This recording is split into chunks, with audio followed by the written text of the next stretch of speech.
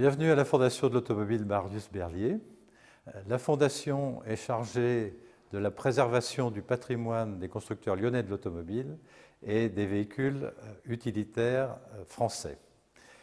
À cette occasion, nous avons été contactés par Cartier, qui nous a présenté une photo d'une camionnette qui se trouvait en face du magasin de la rue de la Paix, probablement dans les années 1920-1925. Nous avons constaté que c'était une voiture Georges Richard unique. Georges Richard était un constructeur français qui avait démarré en 1898 et qui avait fait d'abord des voitures électriques, puis après des camionnettes qui étaient réputées pour leur solidité. Il se trouve que nous avions une épave de cette voiture dans notre collection et donc nous avons proposé à Cartier la rénovation de ce véhicule de manière à ce que cette camionnette puisse revivre aux couleurs de Cartier.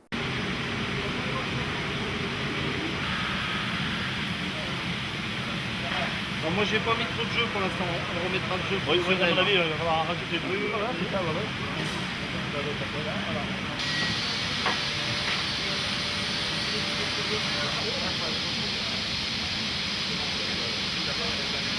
Nous sommes à l'école Boisard, à Vaux-en-Velin. Le projet, quand il est arrivé, il y avait un châssis nu, une maquette. Ce sont des élèves de première année, aucune expérience il y a 6 mois dans les métiers du bois.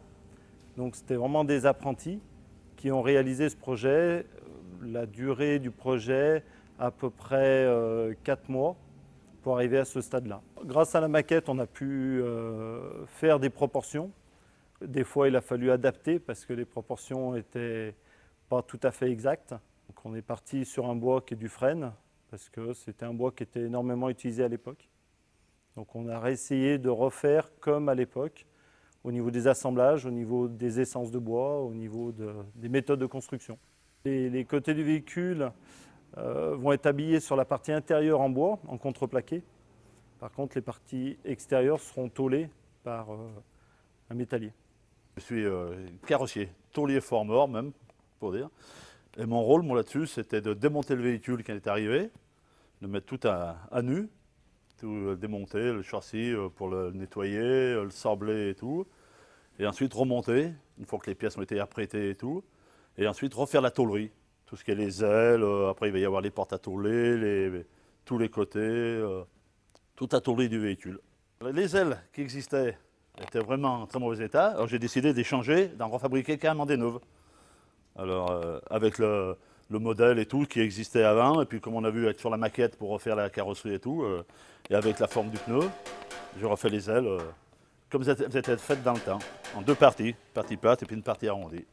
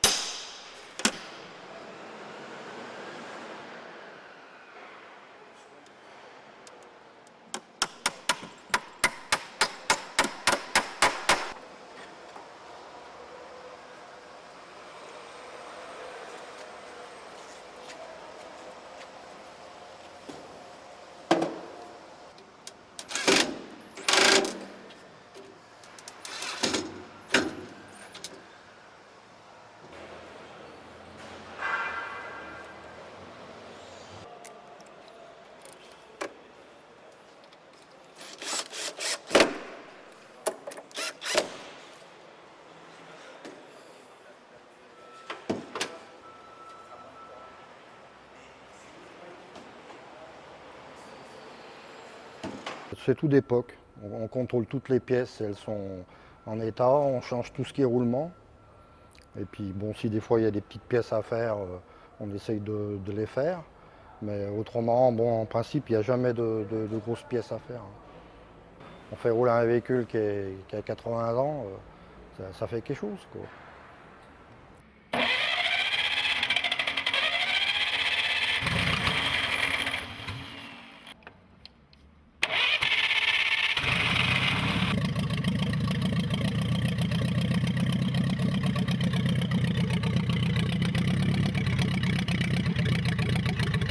Juste un petit rappel de la construction de ces moteurs. C'est des moteurs qui avaient, le bas moteur est en aluminium, le groupe est en fonte et la culasse est en fonte.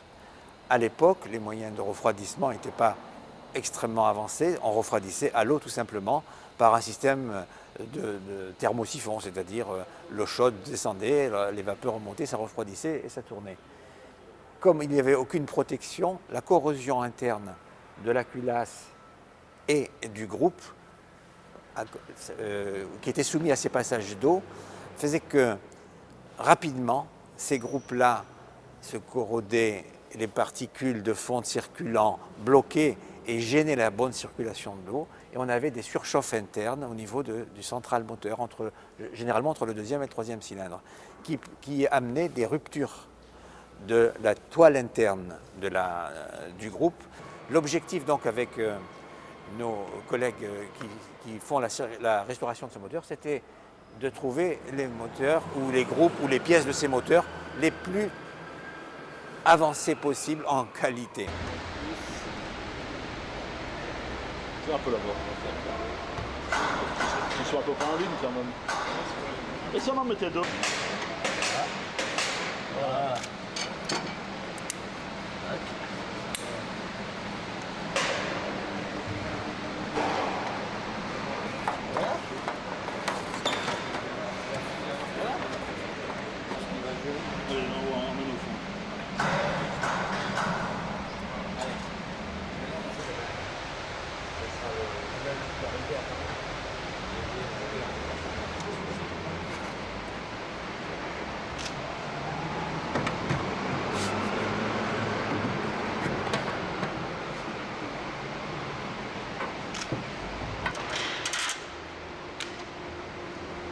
Voilà.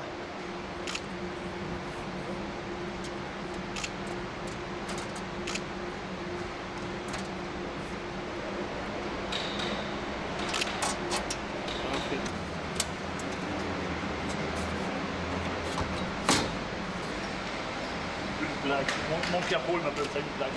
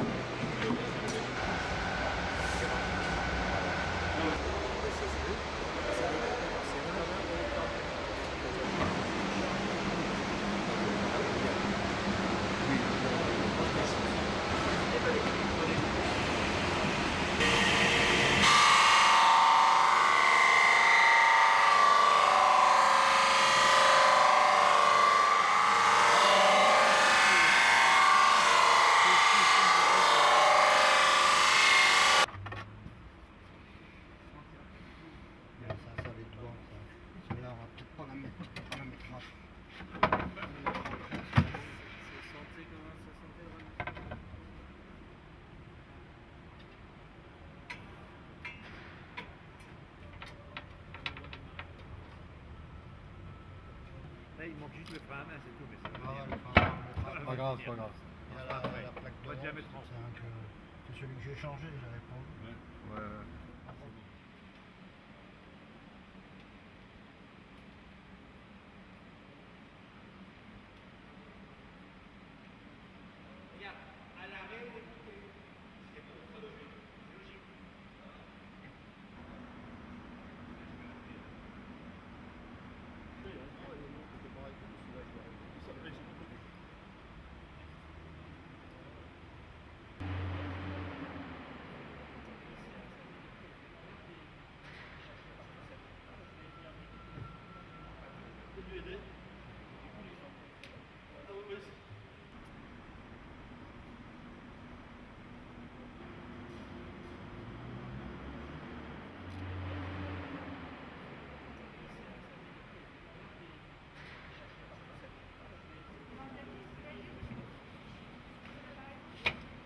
Le tapissier, on a utilisé d'abord pour les sièges le cuir que nous avait donné la maison Cartier, qui était aux couleurs de la maison en ce qui concerne tous les emballages, et puis des velours pour tout l'intérieur. L'intérieur, on l'a imaginé complètement parce qu'on a voulu faire un écrin, comme si on allait transporter des bijoux. Je ne sais pas si cette voiture servait à cela dans le temps, peut-être, mais on a voulu qu'elle soit digne du contenu.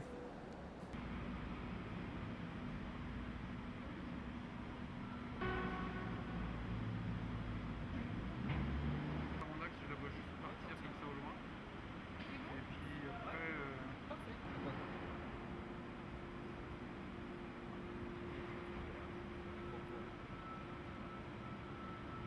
Je vais parce que je vais m'essuyer les mains. Là, t'as pas tardé de me couler dans les manches. Ça va aller là.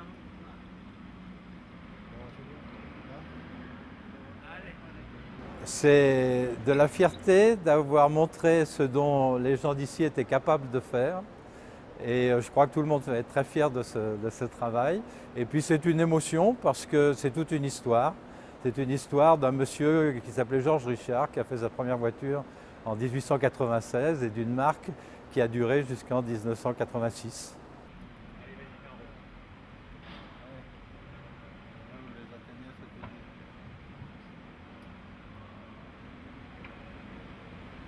Sortir, hein.